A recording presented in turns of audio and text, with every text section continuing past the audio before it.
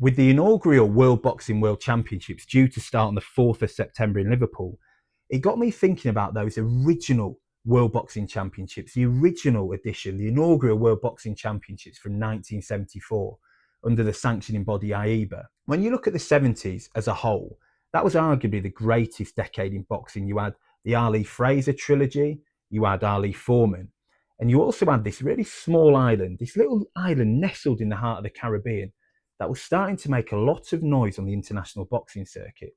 And the island I'm talking about is Cuba. So at the 1972 Olympic Games in Munich, Cuba, for the first time ever, topped the boxing medal table at Olympic Games. They won 5 medals in total, 3 golds, a silver and a bronze. They knocked off the usual top spotters, your Soviet Union, your USA. And this was 4 years after winning their first ever Olympic boxing medals. They won 2 silvers at the 1968 Games. And to a lot of general onlookers, this came as a massive surprise. They were thinking, hold on a sec, who are Cuba and where have they come from? But for those that were knowing what was going on in Cuba at the time, this wasn't much of a surprise at all. So if you were paying close attention to what was happening in Cuba at the time, with Fidel Castro coming into power in the late 50s and the sort of Cuban Revolution, there was a move away from capitalism and more towards socialism. And one of Castro's biggest aims was to push socialism, that socialist ideology, through sport.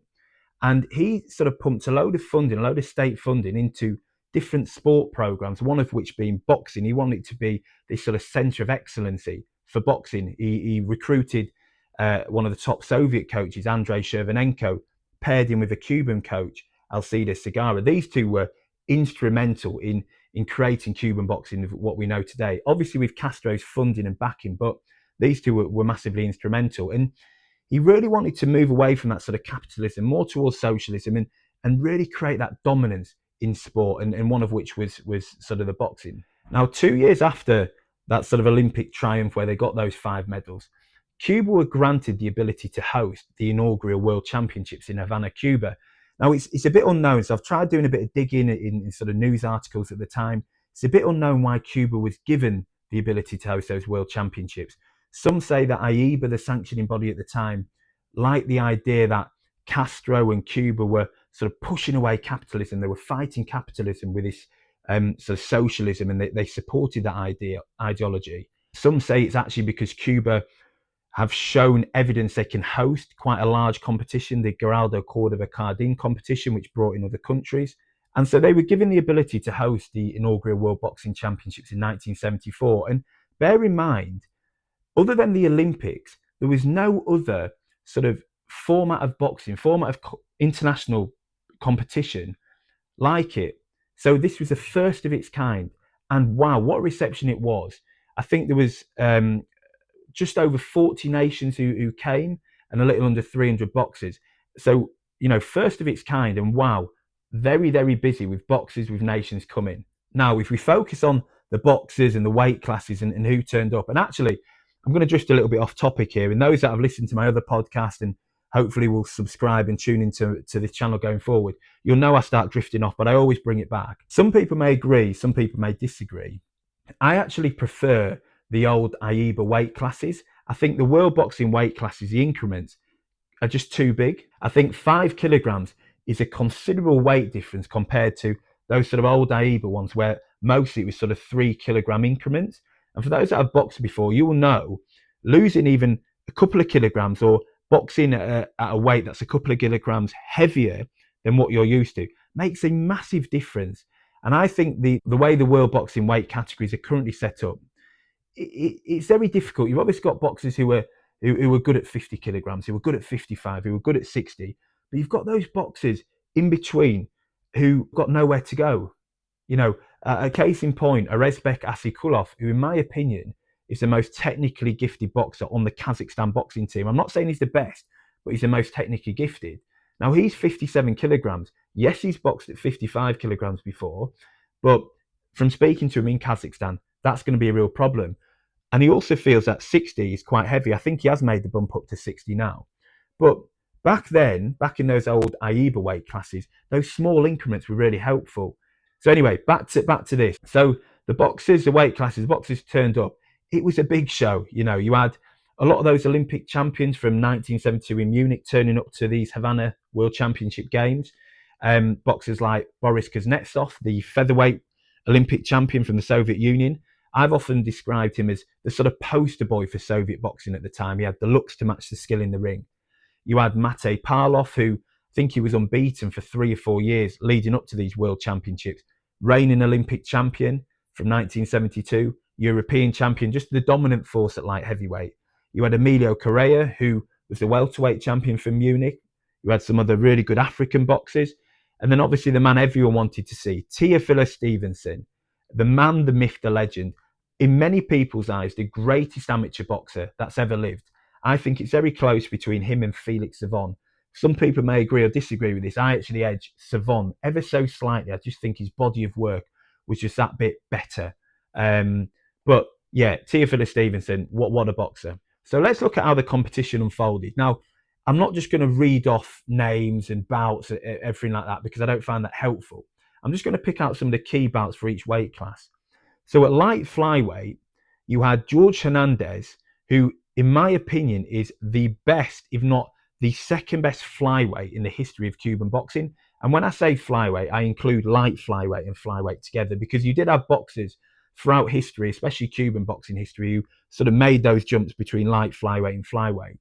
Now, for me, George Hernandez is the greatest flyweight boxer in Cuban history, or the second best. And say second best because I also think Micro Romero is in that conversation. And when you look at the history of Cuban boxing flyweights, you've got, just thinking off the top of my head, Yuriokis Gamboa, you've got Jan Barthelemy, you've got Rogelio Marcelo, you've got all these great flyweights. George Hernandez was up there. And his opponent in the light flyweight final was someone who's in the conversation as one of the greatest African boxers of all time, Stephen Muchoki from Kenya. Now, what's really funny about their rivalry, it lasted 2 bouts, and both of those bouts were at World Championship finals. You had their first bout, their first encounter at the 74 World Championships, where Hernandez came out the winner. He outpointed Muchoki quite comfortably, according to the records. And then they rematched 4 years later at the 1978 World Championships, with Muchoki edging out a very close decision. Now, I can't find any footage of their bouts, which is really disappointing and frustrating, because actually when you watch some of their footage and bouts and whatever's left of them, it would have been a really interesting, compelling matchup. You had Hernandez, who was quite an upright, quite technically skilled boxer, using that lead hand, moving off, ones and twos, coming back. And then you had Muchoki, who probably wasn't as technically gifted as Hernandez, but he was strong, he was powerful. He could still box, so it would have been really interesting to see how that match would have unfolded. Now, onto the bantamweight division, where you had a 17-year-old sensation from Puerto Rico, a sensation who 2 years prior was the youngest ever boxer at an Olympic Games at 15 years of age. And the man I'm talking about is Wilfredo Gomez. Now, at those Olympic Games 2 years prior, Gomez was eliminated in his first bout. But my God, what a change, what a transition at the 74 championships in Havana. Gomez stopped or knocked out every single opponent on his way to claiming the World Championship gold. And when you look at some of them opponents, you look at Aldo Cosentino from France, the reigning European champion. You look at Jorge Luis Romero from Cuba in front of the Cuban fans in the final. Wilfredo Gomez, I think he knocked him down 4 or 5 times. I'll have to check the footage again and read some of the archives from that time, but I think he knocked him down 4 or 5 times. I mean, what a statement that is from a 17-year-old, a boy who 2 years previously was at Olympic Games and completely outclassed. Massive statement, and it was a statement of things to come. We all know how great Wilfredo Gomez was as a professional. Now, the weight class above, and another young rising star was coming to light. From New York, 18-year-old Howard Davis Jr. Now, a lot of people will know Howard Davis Jr. for 2 things, really. 1, a professional career that maybe didn't take off as expected. And 2, for that triumph at the 1976 Montreal Olympic Games, where he not only won the lightweight gold, but he won the Val Barker Trophy for the best boxer in the tournament. Now, for me, and some people may agree or disagree, that 76 Olympic boxing team from the USA is the greatest boxing team from the USA that's ever gone to an Olympic Games. Yes, there were definitely some brilliant teams before 76, albeit the competition maybe wasn't the same as what it was now and what it was sort of 76 onwards. And yes, there's been some brilliant teams that have gone to Olympic Games after then. Case in point, the 84 US Olympic team. But there were some asterisks against them with the Soviet and Cuba boycotts. So for me, that 76 US Olympic boxing team, the greatest in history from the USA. You're looking at Leo Randolph, Howard Davis Jr., Sugar Ray Leonard, the Spinks brothers, Michael and Leon Spinks. And here's a hot take, here's a controversial one. I actually believe Howard Davis Jr. was the most naturally gifted boxer on that team, even better than Sugar Ray Leonard if we're talking about natural gifts, that sort of natural technical ability. And I know that's controversial and some may disagree. And actually, you know, the proof, some people may say the proof's in the pudding with what Leonard went on to achieve. But there's no knocking Davis Jr. You know, so good. He was quick on his feet, quick with his hands, brilliant counter puncher, countering in combinations at the same time as well as his opponent would throw. Brilliant lead hand, great ring IQ. Yes, he was susceptible and vulnerable at times to getting caught, but that's what made him exciting. I just thought he was, you know, one of the best, most naturally gifted US boxers in history, and certainly of that 76 Olympic team. Davis Jr. arguably had an okay run to the final, but that's where he met the reigning featherweight Olympic champion from 1972, that Soviet Union poster boy, Boris Kuznetsov. And Davis outpointed Kuznetsov, much to the surprise of many, at 18 years old, outpointing someone as experienced as Kuznetsov. It was a real changing of the tide back then, and obviously real sort of kickstart for Davis's career. So from lightweight to light heavyweight, Havana delivered in terms of shockers, but also continued dominance. So that continued dominance was the likes of Emilio Correa adding a welterweight world gold to his already Olympic gold and Pan American gold. It included Mate Parlov from Yugoslavia, continuing that light heavyweight dominance that he'd had for many years, adding a world gold to his Olympic gold, his European gold. It's a real shame, actually. Selfishly, I would have loved to have seen Mate Parlov stay and go for that second Olympic gold in 76. Imagine that matchup, that potential matchup between him and Leon Spinks in Montreal. At light middleweight, you had Rolando Garbi, one of those first ever Cuban Olympic medalists from 1968 when he captured silver, getting the decision over Venezuelan, very tough, gritty Venezuelan, Alfredo Lemus. And I say getting the decision because actually when you read some of the news articles from the Times and the commentary from the time, many onlookers actually felt Alfredo Lemus did enough to get the decision over Garbi, including the thoughts of Fidel Castro. When you, again, read some of the news stories from the time, Castro thought the same. Then you had the lightweight final, absolute barn burner of a bout between Soviet boxer Vasily Soliman and Romanian boxer Simeon Kutev. And these two had brilliant bouts over the years. I actually think they boxed again 2 years later at the Olympics.